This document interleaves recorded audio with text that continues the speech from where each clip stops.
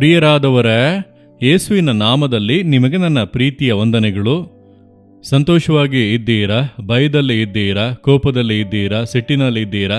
ಯಾರ ಮೇಲಾದರೂ ಬೇಸರದಿಂದ ಇದ್ದೀರಾ? ಇಂದು ಹೇಗಿದ್ದೀರಿ? ನಮ್ಮ ಜೀವಿತದಲ್ಲಿ ನಡೆಯುವಂಥ ಕೆಲವೊಂದು ಸಂಭವಗಳು ನಮ್ಮ ಜೀವಿತದಲ್ಲಿ ಬಾಧೆಗಳನ್ನು ಉಂಟು ಮಾಡುತ್ತವೆ.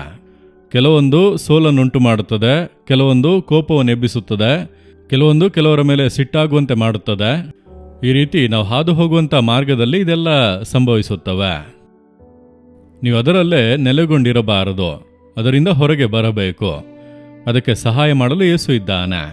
ಆದ್ದರಿಂದ ನೀವು ಆತನೊಂದಿಗೆ ನಡೆದರೆ ನೋಡಿರಿ, ಒಳ್ಳೆ ಆಲೋಚನೆಗಳನ್ನು ಕೊಟ್ಟು, ಮಗಳೇ ನೀನು ಆ ರೀತಿ ಇರಬಾರದು, ಮಗನೇ ನೀನು ಆ ರೀತಿಯೆಲ್ಲ ಇರಬಾರದು, ನೀನು ನನ್ನ ಜೊತೆ ನಡೆ ಎಂಬುದಾಗಿ ಸುಂದರವಾಗಿ ನಡೆಸುವರು.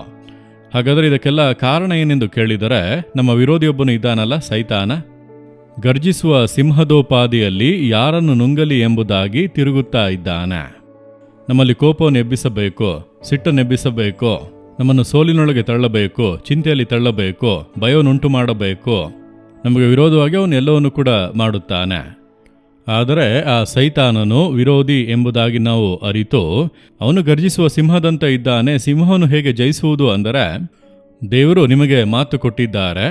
ಕೀರ್ತನೆಗಳು 91:13 ವಾಕ್ಯದಲ್ಲಿ, ಸಿಂಹ ಸರ್ಪಗಳ ಮೇಲೆ ನಡೆಯುವಿ, ಪ್ರಾಯದ ಸಿಂಹವನ್ನು ಘಟ ಸರ್ಪವನ್ನು ತುಳಿದು ಬಿಡುವಿ. ಇಲ್ಲಿ ಸಿಂಹದ ಮೇಲೆ ನೀನು ನಡೆಯುವಿ. ಸೈತಾನ ಸಿಂಹದಂತೆ ಬರಬಹುದು, ಅದರ ಮೇಲೆ ಕಾಲಿಟ್ಟು ನೀನು ನಡೆದು ಹೋಗುವೆ, ಅದು ಏನು ಮಾಡೋದಕ್ಕೆ ಆಗದು. ಸರ್ಪ, ಘಟಸರ್ಪ, ಹಾವು, ಸೈತಾನ ಘಟಸರ್ಪ, ಪುರಾತನ ಘಟಸರ್ಪ ಎಂಬುದಾಗಿ ಹೇಳಲಾಗಿದೆ. ತಂತ್ರವಾಗಿ ಕಾರ್ಯ ಮಾಡುವನು, ಅವನನ್ನು ತುಳಿಯುವಿ. ಅಷ್ಟೇ, ನಿನ್ನ ಕಾಲಿನ ಕೆಳಗೆ ಅವನು. ನಾನು ಹೇಗೆ ಅವನನ್ನು ತುಳಿಯುವುದಕ್ಕೆ ಸಾಧ್ಯ? ಯಾಕೆಂದರೆ ಏಸು ಶಿಲುಬೆಯಲ್ಲಿ ಅವನನ್ನು ಜಯಿಸಿದನು, ಅವನ ತಲೆಯನ್ನು ಜಜ್ಜಿ ಹಾಕಿದನು, ಶಿಲುಬೆಯ ಮೇಲೆ ಜಯ ಹೊಂದಿದನು. ಆತನು ಸಂಗಡ ಇದ್ದರೆ ನೀವು ಸಿಂಹದ ಮೇಲೂ ನಡೆಯಬಹುದು, ಸರ್ಪದ ಮೇಲೂ ನಡೆಯಬಹುದು, ಘಟಸರ್ಪವನ್ನು ತುಳಿಯಬಹುದು. ಇದೆಲ್ಲ ಸೈತಾನನ ಕ್ರಿಯೆಗಳನ್ನು ಸೂಚಿಸುತ್ತವೆ. ತಕ್ಷಣ ನೀವು ಝೂಗೆ ಹೋಗಿ ಸಿಂಹದ ಮೇಲೆ ನಡೆಯುತ್ತೇನೆಂದು ಹೇಳಬೇಡಿ. ಹರಿಯುತ್ತಾ ಇರುವಂಥ ಹಾವನ್ನು ನಾನು ತುಳಿಯುತ್ತೇನೆಂಬುದಾಗಿ ಹೋಗಿ ತುಳಿಯಬೇಡಿ. ಅದು ಸೈತಾನನ ಕ್ರಿಯೆಗಳು. ಈ ಸಿಂಹ ಅನ್ನುವಂಥದ್ದು, ಚೇಳು ಅನ್ನುವಂಥದ್ದು, ಈ ರೀತಿ ಘಟಸರ್ಪ ಅನ್ನುವಂಥದ್ದೆಲ್ಲ ಸೈತಾನನ ಕ್ರಿಯೆಗಳು. ಅದು ತಾನೇ ನಮ್ಮನ್ನು ಪ್ರತಿನಿತ್ಯ ಬಾಧಿಸುತ್ತಾ ಇರುವಂಥದ್ದು. ಅದನ್ನು ನೀವು ಜಯಿಸುವಿರಿ, ಅದರ ಮೇಲೆ ಜಯ ಹೊಂದುವಿರಿ, ಕಾಲ ಕೆಳಗೆ ಹಾಕಿ ತುಳಿಯುವಿರಿ. ಯಾಕೆಂದರೆ ಯೇಸು ಜಯಿಸಿದ್ದಾನೆ. ಆತನ ನಾಮವನ್ನು ಹೇಳಿ ಜಯಿಸಲು ಸಾಧ್ಯ ಎಂದು ದೇವರು ಹೇಳುತ್ತಾರೆ. ಆದ್ದರಿಂದ ಕೀರ್ತನೆ 91 ನಮಗೊಂದು ಸುರಕ್ಷತೆಯ ಕೀರ್ತನೆ. ಆದ್ದರಿಂದ ಇದನ್ನು ಕಂಠಪಾಠ ಮಾಡಿಕೊಳ್ಳಿ. ಪ್ರತಿನಿತ್ಯ ಒಂದು ಬಾರಿ ಆದರೂ ಶಬ್ದವಾಗಿ ಇದನ್ನು ಹೇಳಿ ದೇವರನ್ನು ಸ್ತುತಿಸಿರಿ. ದೊಡ್ಡ ಬದಲಾವಣೆಯನ್ನು ನೀವೇ ಕಾಣುವಿರಿ. ಹೇಳಿ ನೋಡಿರಿ. ಪ್ರತಿನಿತ್ಯವೂ ಪೂರ್ತಿ ಕೀರ್ತನೆಯನ್ನು ಓದಿ, ಆ ಕೀರ್ತನೆಯನ್ನು ಉಚ್ಚರಿಸುತ್ತಾ ಹಾಗೆ ದೇವರನ್ನು ಶಬ್ದವಾಗಿ ಸ್ತುತಿಸಿರಿ. ದೊಡ್ಡ ಬದಲಾವಣೆಗಳನ್ನು ಕಾಣುವಿರಿ.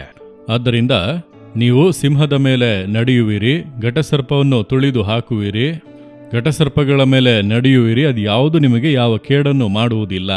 ನೀವು ನಂಬುತ್ತೀರಾ? ಯೇಸು ಜಯಿಸಿದನು, ನಾನು ಜಯಿಸುತ್ತೇನೆಂಬುದಾಗಿ ಹೇಳಿರಿ. ಹಾಗೆ ದೇವರ ನಾಮವನ್ನು ಹೇಳಿ ನೀವು ಸ್ತುತಿಸುವಿರಾ?